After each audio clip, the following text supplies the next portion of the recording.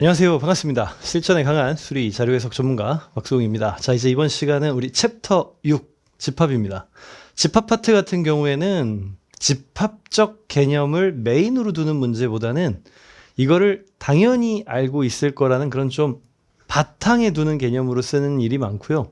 보통 문제보다는 해설에서 여러분들이 훨씬 더 많이 접하시게 될 겁니다. 그래서 여기 집합 파트는요, 문제 해결 과정 속에서 개념이 활용되는 것으로 여러분들이 많이 보시게 될 거니까 특히나 해설지를 읽고 풀이 과정을 이해하는 데 필요한 내용, 그래서 이렇게 좀 담아놨는데요. 그런 데 사용될 거니까 여기는 용어와 그 개념 이해 정도에 좀 초점을 두시고요. 너무 계산적인 부분이 나올 거라고 생각 안 하셔도 됩니다. 그래서 좀 가볍게 이론에 대한 이해 정도를 하는데, 어떤 용어, 기호에 대한 이해를 하는데 집중을 하시면 됩니다. 자, 그럼 뭐 바로 들어가 볼게요. 우선 여기에서 집합, 부분집합, 집합의 종류, 유한집합의 원소의 개수까지 4개로 해서 총 4개 단원을 다루고 있는데요. 모두 다 용어와 뭐 사용법 정도에 집중을 했다고 보시면 됩니다. 자, 하나씩 해볼게요. 우선 개념 적용 기출 사례, 역시 뭐 늘 그래왔듯이 볼 건데 이런 식이에요. 이거는 지금 자료에서 기출에서 좀 떼어왔는데요. 질문 자체가 집합의 문제가 아니라 그냥 자연스러운 해석의 문제죠. 그럼 보통 이런 걸 해석할 때 해설지에서 집합적 개념을 쓰려고 할 겁니다. 이건 이제 제가 그린 거고요. 원래는 없었습니다. 제가 그린 거고요. 자, 보시면 태조 정종 때, 요때 이제 좀 필요한 자료를 넣어놨는데요. 보시면 급제자, 출신 신분이 낮은 급제자 전체는 40이라고 되어 있고, 여기에 본관이 없는 자, 3품 이상 오른 자가 28, 13으로 되어 있습니다. 중요한 건 말이죠. 28과 13을 더하면 41이에요. 근데 여기 전체 인원은 40이래요. 그럼 뭡니까? 이게 무슨 얘기가 되겠어요? 결국 전체는 40명인데 여기 합산이 41이라는 것은 한 명이 겹쳤다는 거죠. 여기 있거나 여기 있거나에 둘 다 겹쳐져 있다는 겁니다. 그래서 하는 얘기가 뭐냐면, 그런 사람들, 요 출신 신분이 낮은 급제자 가운데 본관이 없는 자이면서 3품 이상 오른 자는 한 명 이상이다. 맞아요. 한 명은 겹칩니다. 무조건 겹친다는 얘기죠. 바로 그런 얘기였습니다. 그래서 이곳과 이곳에 여기 중간에 겹치는 걸 표현할 때 집합으로 표현하고요. 이 벤 다이어그램 이 표현 자체도 집합인 거죠. 이미 앞에 설명에서부터 제가 불가피하게 이런 그림들을 그려왔는데 사실 이거 이제 집합에서 쓰는 것 중에 하나라는 거죠. 그렇다는 겁니다. 또 있어요. 또 다른 사례도 있습니다. 뭐 이런 걸로요. 그러니까 계산을 하기 위해서 뭐 이해를 하는데 또 필요한데 또 자료가 나온 건데 이것도 마찬가지예요. 유선통신사업자, 무선통신사업자, 유무선통신 동시가입자. 요번엔 동시가입자가 나왔습니다. 그리고 미가입자까지 이렇게 돼 있는데요. 똑같습니다. 동시가입자, 예를 들어서 D를 채운다고 보죠. D에 동시가입자가 500명이 있는 겁니다. 자, 동시가입자가 500명이 있는 겁니다. 근데 유선통신 가입자가 1100명이라고 했으니까 뭐 이쪽 유선하고 이쪽 무선하죠 뭐. 그럼 유선통신 가입자 1100명이면 여기 유선만 가입한 사람은 600명이 될 거고 무선만 가입한 사람은 800명이 되겠네요. 그래야지 합산이 1300이 되니까. 그리고 미가입자 100명이라니까 이렇게 딱 해놓고 나서 보면 뭐라고 할 수 있냐면, 그러면은 여기 D 국가에 있는 사람들은 전체 인원은 이거 모두 더한 걸 거야 라고 말할 수 있겠죠. 이런 식의 이해가 필요한데 여기서 집합을 억지로 강요하지는 않죠. 하지만 해석을 하기 위해 필요할 수 있겠다는 거죠. 이런 식입니다. 이런 식으로 그냥 좀 가볍게 들어가요. 그리고 제가 지금 2개를 보여드리면서 2개가 다 벤 다이어그램을 쓰는데 집합을 이해하는데 벤 다이어그램만한 게 없긴 하죠. 하지만 벤 다이어그램, 이렇게 동그라미로 그리는 이 벤 씨의 다이어그램입니다. 이 정확히 이 벤이에요, 벤. 이겁니다. 이 벤 씨의 다이어그램입니다. 그러니까 누가 먼저 동그라미를 썼느냐에 따라 이름이 붙는 건데 벤 씨가 동그라미 썼고요. 페레스 씨가 그 사각형 씁니다. 그래서 페레스 다이어그램은 네모네요. 뭐 이렇게 각자 자기 이름 씁니다. 어쨌든 이런 벤 다이어그램을 집합에서 제일 많이 사용하긴 하죠. 그래서 이제 본격적으로 내용에 들어가 보면 집합이 뭔지 원소가 뭔지 용어를 설명하는데요. 우리가 뭐 집합이 뭔지를 모를 리는 없겠지만 그래도 명확하게 하자면 기준이 명확한 겁니다. 그 대상을 분명히 정할 수 있는 것이 집합입니다. 애매하면 안 돼요. 호불호 갈리고 이런 거 안 됩니다. 기준이 명확해야 됩니다. 그 안에 들어가는 것 하나하나를 원소라고 하고요. 이때 안에 들어가는 것 하나하나 원소들을 이렇게 표기합니다. A라는 애한테 요 스몰 a가 들어가요. 그러면은 A는 스몰 a 안에 들어가요. 원소예요라는 표기를 이렇게 하고요. 원소가 아니면 아니라고 표기합니다. 이 표기법 왜 중요할까요? 해설지에서 쓸 거거든요. 그래서 그렇습니다. 질문으로 낼까? 그건 절대 아니겠죠. 이해하기 위함입니다. 해설지를 이해하기 위한 단원이라고 보셔야 돼요. 가장 큽니다. 집합을 분류할 때는요. 유한계의 집합과 무한계의 집합으로 구분하는데 뭐 이름만 보셔도 아시겠죠? 원소가 정해져 있으면 유한이고요. 원소가 무수히 많으면 무한 집합이 되는 겁니다. 너무 당연한 얘기인데 이때 원소가 없을 때 기호로 요걸 씁니다. 아무것도 없어요 라고 할 때 요 파이를 씁니다. 그럼 아무것도 없다는 뜻이에요. 대신 집합의 기호 같은 거 다른 거 하나도 안 쓰고 요것만 써야 됩니다. 뭐 다른 걸 같이 붙이는 게 아니고요. 그냥 이렇게 딱 쓰면 없어요 라는 뜻이 되는 겁니다. 그리고 이제 세 번째로 표현인데요. 집합을 표현하는 방식은 세 가지가 있죠. 이렇게 직접 중괄호를 열고요. 앞뒤로 보시면 중괄호가 있습니다. 이렇게 중괄호를 열고 닫고 그 안에다가 쓰는 방식, 그리고 원소를 쭉 나열하는 원소 나열법.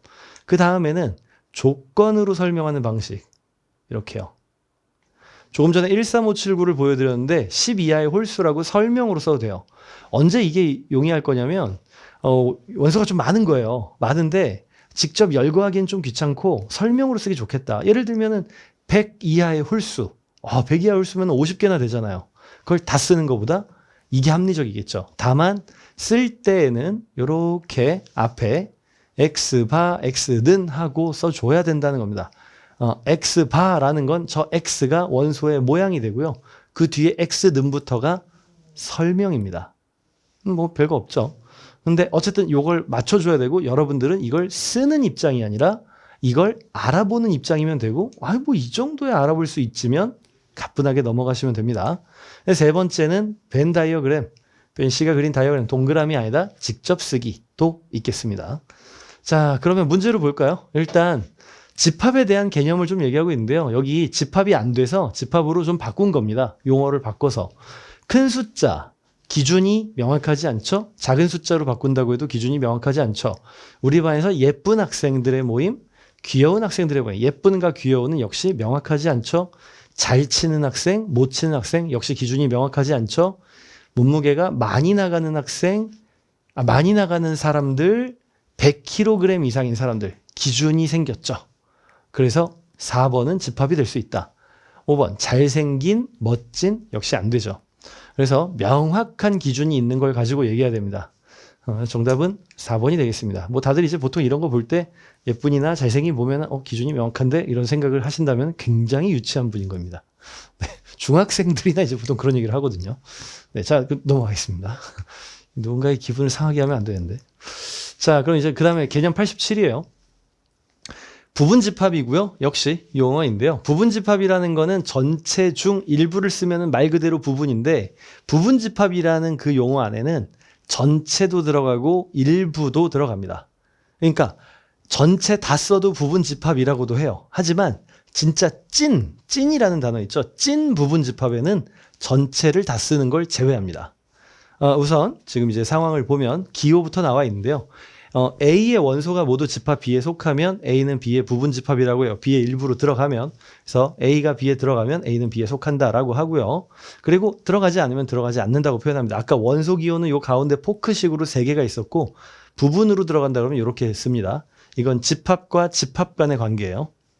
안 들어가면 안 들어간다 이렇게 돼 있죠. 자, 여기서 뭐 되게 당연한 말들이 좀 들어가는데요. 봅시다. A는 A 스스로의 부분집합이 될 수 있습니다. 자기 자신도 부분집합으로 해요. B도 마찬가지죠. 그리고 A는 여기 U라고 되어 있으면 이거는 전체를 의미합니다. 그래서 유니버설 스페이스라고 해서 우주 공간 전체 이렇게 얘기하는 건데요. 전체 공간에 A는 들어갑니다. 항상 모든 집합은 전체 공간의 일부가 되죠. B도 전체 일부가 되고요. 아무것도 없는 공집합은 어느 집합에건 부분집합이라고 인정합니다. 그래서 공집합은 A의 부분집합이다 할 수 있고요. 공집합은 B의 부분집합이다. 당연한 말인 거죠. 그렇게 할 수 있습니다. 그리고 이제 여기서 중요한 게 A가 B한테 부분집합이고 그리고 B가 A한테도 부분집합이면 A가 B한테 들어가고 B도 A한테 들어가면 그건 같은 거예요. 너무 당연한 얘기입니다. 여기 나머지 추가 부연 설명들도 있어요. A가 B에 들어가는데 그리고 B도 C에 들어가면 A가 B에 들어가고 B도 C에 들어간다. A는 C에 들어간다. 이거 3단 논법에도 쓰는 개념이죠. 그런 맥락이 써 있고요. 그 다음에 찐 부분집합, 진짜 부분집합은 자기 자신을 포함하지 않는다. A가 B에는 들어가는데 A랑 B가 같지는 않다. 그럼 완벽히 진짜 찐의 부분집합인 거죠. 그걸 진 부분집합이라고 합니다. 찐이 아니고요. 진이라고 씁니다. 진이에요. 찐 부분집합이라고 하시면 안 돼요. 자, 그래서 부분집합의 개수라고 하면 일일이 다 써야 되는 그런 번거로움이 원래 처음에는 있었겠지만 아주 쉬운 방식을 만들어 놨습니다. 요 안에 원소가 몇 개가 있을 때 예를 들어 볼게요. 예를 들어서 원소가 1, 2, 3이 있다고 할게요. 자, 그럼 얘 부분집합은 몇 개가 될 거냐면 아무것도 없는 공집합, 그 다음에 1만 있는 것, 2만 있는 것, 3만 있는 것, 1, 2가 있는 것, 1, 3이 있는 것, 2, 3이 있는 것, 1, 2, 3이 있는 것까지 하나, 둘, 셋, 넷, 다섯, 여섯, 일곱, 8개입니다. 이게 부분집합이에요. 근데 매번 이렇게 셀 수 없거든요. 그래서 어떻게 하기로 하냐면 부분집합은 2n제곱 하면 돼요 라고 해놓은 겁니다. 굉장히 심플하죠. 이거 어디서 나온 건지 아십니까? 경우의 수에서 나온 겁니다. 우리 순열 조합에서 배운 건데요. 이런 겁니다. 집을 만들어 놔요. 그래 놓고 원소가 지금 몇 개가 있죠? 1, 2, 3, 3개가 있습니다. 1을 쓸까 말까 고민합니다. 1을 넣어도 집합, 안 넣어도 부분집합. 1 넣어도 부분집합, 안 넣어도 부분집합이니까. 그래서 원소 1을 넣을지 말지, 2를 넣을지 말지, 3을 넣을지 말지 경우의 수로 한 겁니다. 그 얘기예요. 이거 중복 순열이죠. 반복해서 곱할 수 있다. 그런 얘기가 되고요. 그다음에 찐 부분집합, 진 부분집합은 자기 자신은 빼야 된다. 그래서 하나 빼는 겁니다. 이 n제곱에서. 그리고 제일 중요한 세 번째 얘기인데요. 특정한 원소를 반드시 포함하는 부분집합을 구하라고 하면 그 특정한 원소 들어간다고 얘기한 놈을 여기서 지우고 2랑 3이 들어가요. 그러면 2랑 3을 지우고 나머지의 개수로 거듭 제곱하면 됩니다. 왜 그러냐? 없는 것으로 나열한 다음에 거기다가 다 집어넣으면 되거든요. 다시 말해서 없는 것의 개수는 있는 것의 개수가 돼버리는 거죠. 그냥 무조건 들어간다고 생각하면 되니까 없는 걸 나열하고 거기다가 다 붙였다고 본 겁니다. 그래서 반드시 포함한다고 나오거나 반드시 포함하지 않는다고 나오거나 그걸 지우고 그 나머지 개수로 거듭 제곱한다라는 얘기예요. 그래서 부분집합의 개수 구하는 공식은 n제곱 정도만 기억하시면 되죠. 실제 문제로 낼 때 진부분집합을 낼 리도 없고요. 반드시 포함한다, 포함하지 않는다 정도는 낼 가능성은 있지만 희박하다라는 겁니다. 우린 용어 이해에 집중하니까요. 자, 문제로 봅시다. 집합 x바 x는 25 미만의 6의 배수라고 했어요. 그러면 우리 p 쓸까요? p 몇 개인지 쓸까요? p 몇 개인지? 여기 지금 몇 개인지가 이 다음 설명에 나오는데 먼저 나와버렸습니다.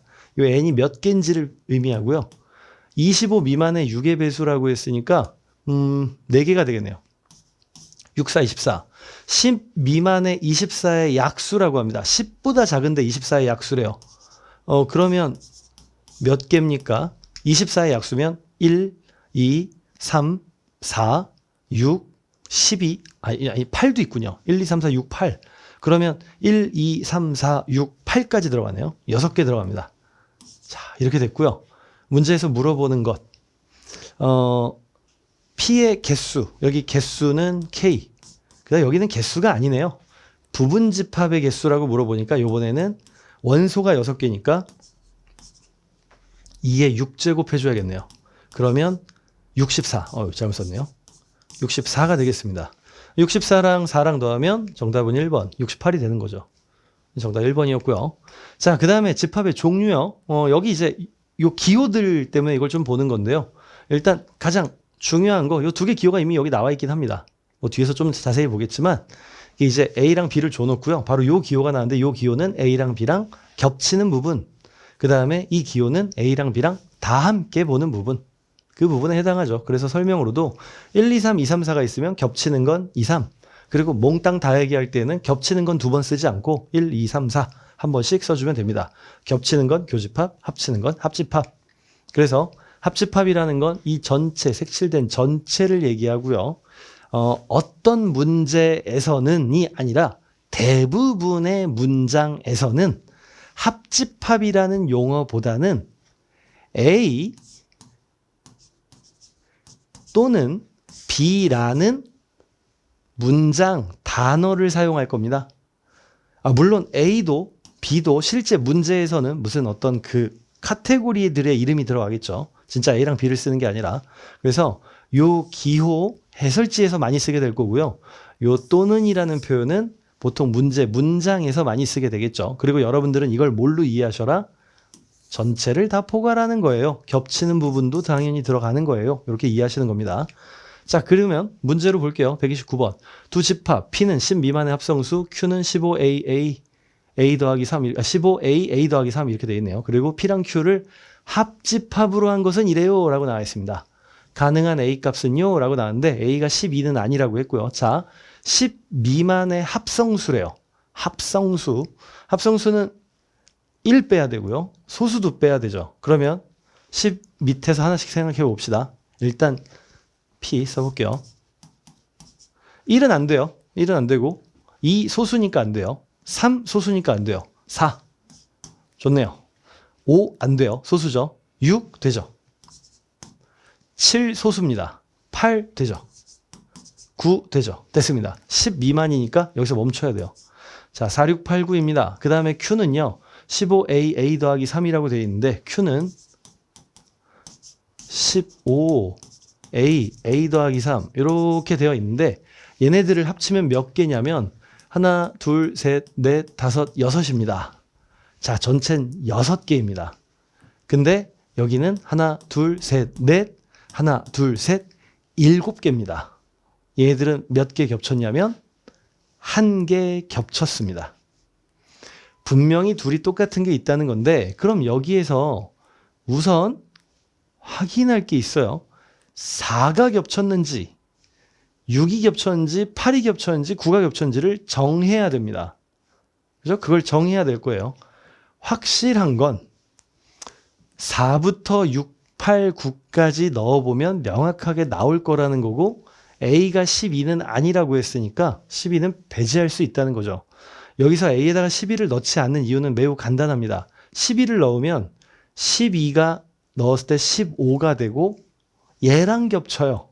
스스로 두 번 같지는 않고 그런 표현을 하지 않기 때문에 안 된다고 한 겁니다. 자, 그럼 우리 이제 하나씩 해봅시다. 하나씩 겹친다고 봐요. A를 4라고 해봅시다. 4라고 하게 되면은 여기는 4가 되고요. 여기는 7이 됩니다. 자, 4를 넣으니까 4가 하나가 겹쳤죠? 그리고 실제로 저걸 만드는지 봅시다. 7이 여기 있나요? 없습니다. 그러니까 틀린 거예요. 그래서 4는 안 되고요. 자, 그럼 그 다음에 A가 6이라고 또 해봅시다. 그럼 A를 6이라고 결정을 하게 되면 지금 여기는 6이 되고 9가 되겠죠. 자, 지금 보니까 이게 6이 되고 9가 되면 6, 9랑 2개 겹칩니다. 한 개만 겹친다고 했으니까 또 6도 안 되겠죠. 이런 식으로 안 되는 게 생깁니다. 일단 넣어볼 수는 있는데요. 실제로 넣을 때 1번부터 5번까지 선택지를 넣는 게 빠르지 않을까요? 우리의 선택은 4, 6, 8, 9 중에 하나랑 겹친다인데 그럼 그놈이 이렇게 겹친다가 아니라 차라리 여기에 있는 걸 넣어보는 게 빠를 수 있겠죠. 가장 합리적인 게 뭔지는 역시 벤 다이어그램이긴 합니다.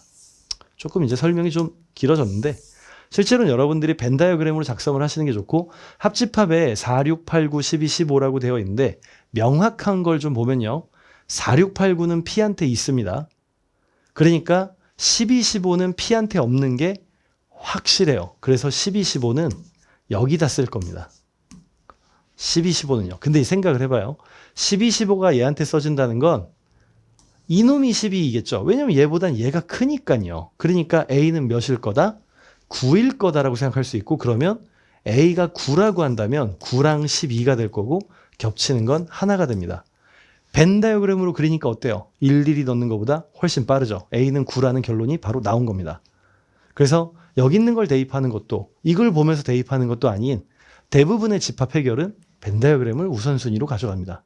다만 우리가 저런 기호를 알아보는 게 중요하겠죠. 합집합이라고 나왔으니까 두 개를 함께 그린 겁니다. 교집합은요, 겹치는 부분을 얘기하고요. 그리고라는 용어를 씁니다. 그래서 여러분들이 기억하실 건 그리고라는 것, A 그리고 B, 그리고 그리고라는 그 말 대신에 쉼표를 찍기도 하고요. 그리고의 의미를 가집니다. 당연히 뭐 기호로는 and도 있겠죠. 뭐 A and가 이 and니까요. 그래서 여기서 우리가 기억해야 될 거는 벤 다이어그램의 위치로서 이런 자리, 그리고 이 기호가 바로 교집합의 기호, 그리고 문장에서는 요 그리고라는 단어를 넣어서 쓸 거라는 거고, 기호로서는 쉼표를 찍을 수 있겠습니다. 자, 그래서 지금 이제 있는 기호들을 가지고 좀 이렇게 뭔가 활용한 사례들을 보여드리고 있는데요. 너무 좀 당연한 얘기인데, A랑 아무것도 없는 거랑 합하면 A, A랑 아무것도 없는 것은 겹치는 게 없음, A랑 B랑 겹치는 것과 A와 합치는 건 A다라고 해놨습니다. 이런 것들은 저걸 외우시는 게 아니라 한번 확인해 보시라는 거예요. 벤 다이어그램으로, 자, 왼쪽이 A, 오른쪽을 B라고 할게요. 뭐 왼쪽 A, 오른쪽 B. A랑 B의 교집합은 여기죠. 그리고 A라는 놈은 여기 전체죠. 그래서 얘네들을 모두 합하면 A죠. 그죠? 왼쪽만 색칠이 됐으니까. 이런 식으로 확인해 보실 수 있는 사례들이 되겠습니다. A랑 A의 합집합은 A, A랑 A의 겹치는 부분은 A, A랑 B의 합집합과 A랑 겹치는 부분이면, 합집합이면 전체, A는 A 일부, 그럼 겹치는 건 A 자신이죠. 그런 당연한 얘기들이 좀 나머지 좀 정리가 되어 있습니다. 자, 문제를 볼게요. 128번입니다. P는 2, 6, 8, 15 빼기 X, Q는 1, 15 빼기 Y, 3, 5 이렇게 되어 있고요. 겹치는 건 5, 8. 우리는 어떻게 푸는 게 합리적이다? 벤 다이어그램이죠. 자, P랑 Q로 할게요. 당연히 왼쪽이 P, 오른쪽이 Q가 됩니다. 문제에서 뭐라고 그랬냐면은 겹치는 게 5, 8이래요. 겹치는 게 5랑 8이라고 했으니까 2, 6, 8, 15 빼기 X 중에서 2랑 6은 여기 있겠네요. 그리고 5가 누구일 거냐면 15 빼기 X. X는 10이 되는 거죠.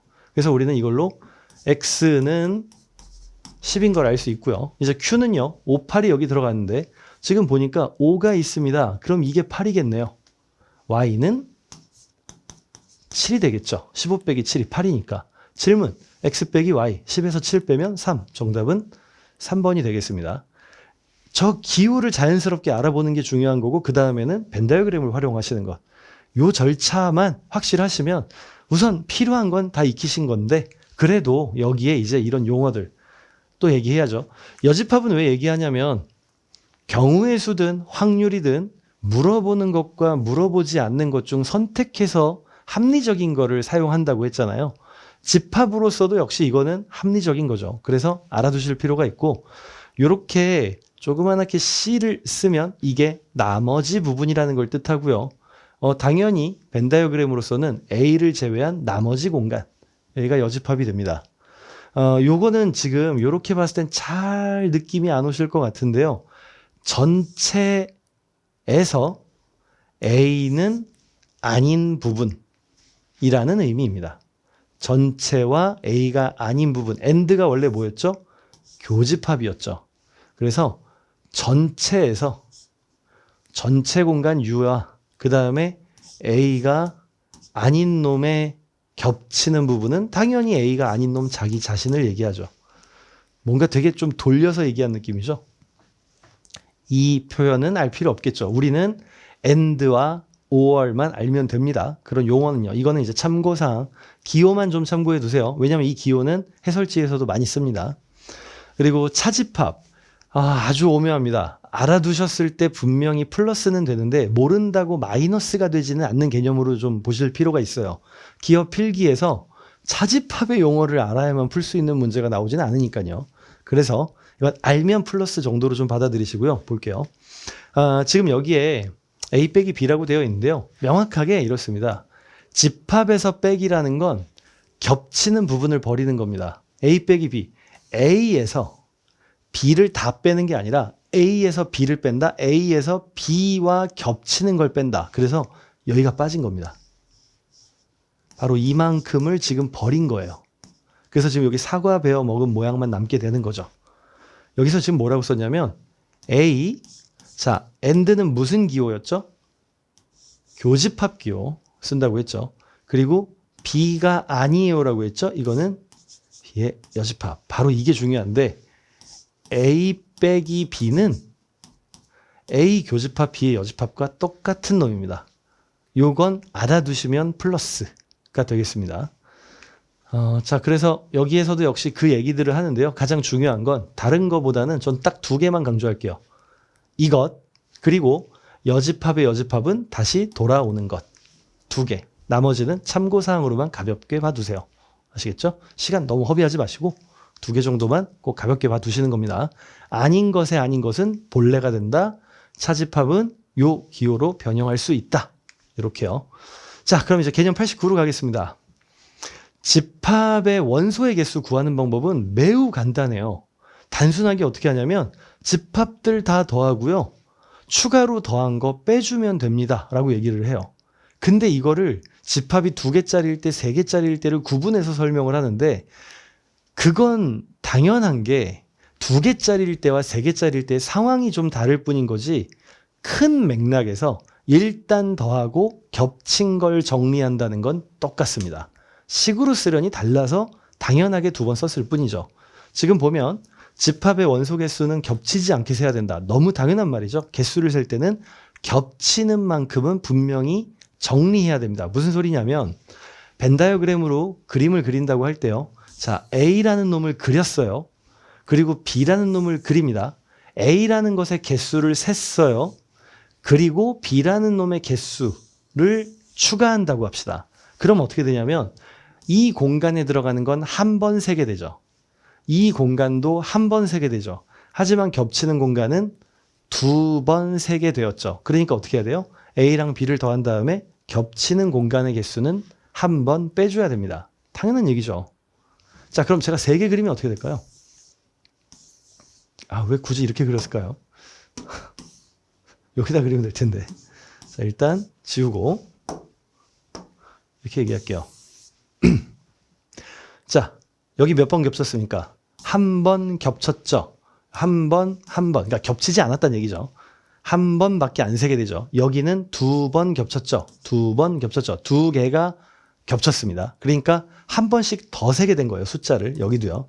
여기는 3번 겹쳤죠. 그러니까 한 번 세야 될 걸 3번이나 세게 됩니다. 자, 집합의 이름은 A, B, C로 정할게요.